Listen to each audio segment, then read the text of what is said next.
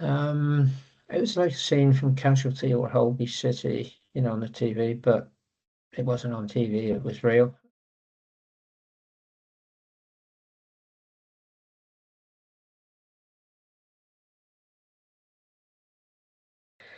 There wasn't a great deal going on. We were just sort of all going about our day.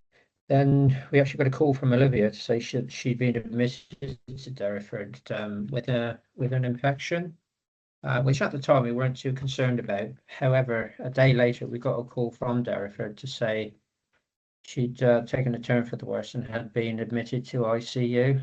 And yeah, basically to come as soon as we could because it was, yeah, 50-50 at the time. We didn't even know if she was going to make it or no. And it was later that evening that a nurse told us about the Hearts Together because we were sort of, well, we were stuck basically. Obviously, we didn't want to come home, and leave Olivia where she was in the state she was. And so that was where we stayed. And I think we got to the Hearts Together Hotel at about 1 o'clock in the morning because obviously, yeah, as you can imagine, it was a tough time. And, Hearts Together were basically there for us sort of at that time. They, as I said, I just sort of can't praise them up enough. Amazing, absolutely amazing.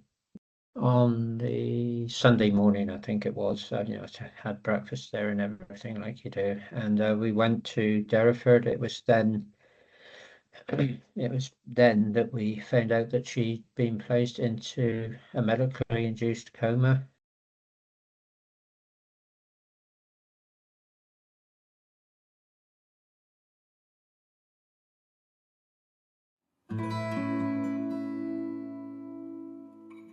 So when I went into the coma, it was July and I woke up and it was August. I didn't know where I was in an unfamiliar place, and I had a bit of what you call ICU delirium, so I was having like hallucinations. So I remember waiting every day until 2 o'clock when my family could come in, and it would just brighten my day.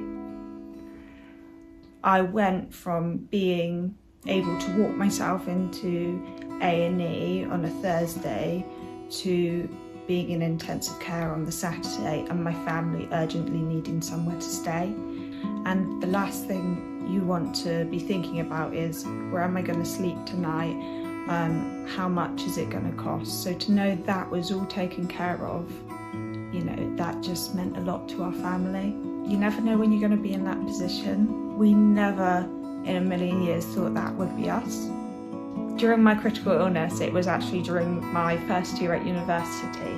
So my degree was meant to be 3 years, so I ended up doing it over 5 instead, but I got there eventually, and I graduated in 2023, and now I work as a paediatric nurse at Derriford.